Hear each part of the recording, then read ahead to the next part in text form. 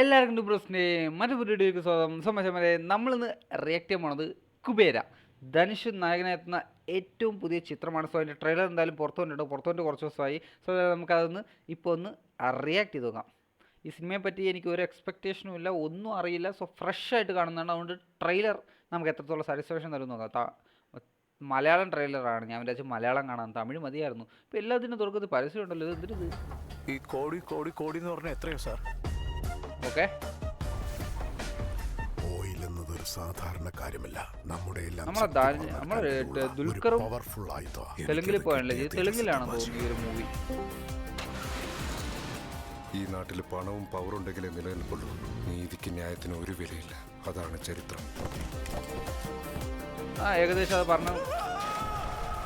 ആ ഒരു ഇതൊക്കെ കാണാൻ നമുക്ക് സാറ്റിസ്ഫൈഡ് ആണ്. കാരണം പറയണതിൽ കാര്യമുണ്ട് കുറെ. അവരുടെ മേൽ കൈവയ്ക്കാൻ നിനക്ക് അധികാരമില്ല. എന്റെ പേര് ദീപക്. നാഗാർജുന. ഓക്കെ,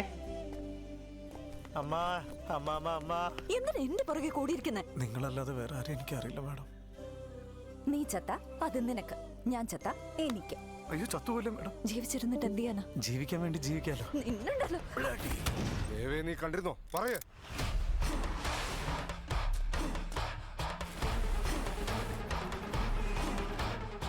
ഒരു ഭിക്ഷക്കാരൻ എവിടെയാ അഡ്രസ് ഉള്ളത്? അവനെ എങ്ങനെ കണ്ടെത്താനാ?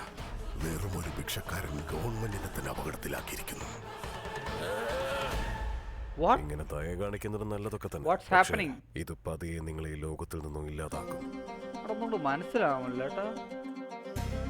എനിക്ക് തോന്നുന്നത് മിക്കവാറും ധനുഷിനെ ദത്തെടുത്തായിരിക്കാം. ധനുഷ് അതിന് ശേഷം മിക്കവാറും വീട് വിട്ടു പോയെന്നാണ് തോന്നുന്നത്. കോടതി എല്ലാം അവരുടെ കയ്യില. നമ്മളെ പോലുള്ള സാധാരണക്കാർക്ക് ഇതൊന്നും പറഞ്ഞിട്ടില്ല. ഈ ലോകം മുഴുവൻ അവന്മാരുടെയാ. ഈ ലോകം അവരുടേത് മാത്രമല്ല മാഡം, അതെനിക്കും കൂടി അവകാശപ്പെട്ടതാണ്. അവിടെ പണമോ പോലീസോ നിങ്ങൾ പറഞ്ഞ ഒന്നും ഉണ്ടാവില്ല. എല്ലാം തീരുമാനിക്കുന്നത് ഞാൻ തന്നെയാ. എന്നുവെച്ചാ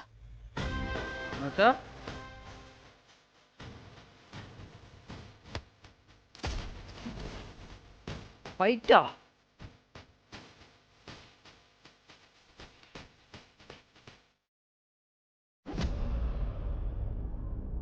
ലുക്ക് നിങ്ങളുണ്ട്. 20-ാം തീയതി, അതായത്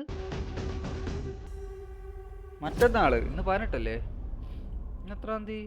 ഇന്ന് 11 അല്ല, ഇന്ന് 18. അപ്പോൾ 20-ാം തീയതി, അതായത് മറ്റന്നാൾ. Trailer was nice right. Trailer കൊള്ളായിരുന്നു.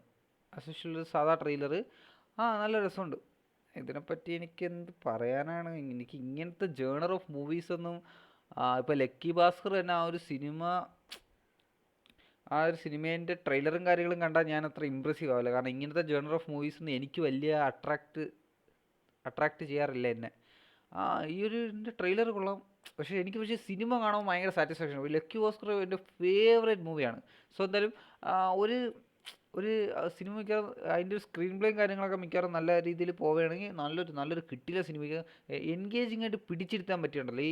ഈ നമുക്ക് എല്ലാവർക്കും ഏറ്റവും കൂടുതൽ ആഗ്രഹമുള്ള ഒരു കാര്യമാണല്ലോ ഈ ലക്കി ഭാസ്കർ എന്ന് പറഞ്ഞ സിനിമയൊക്കെ അവർ കൺവേ ചെയ്യണത്.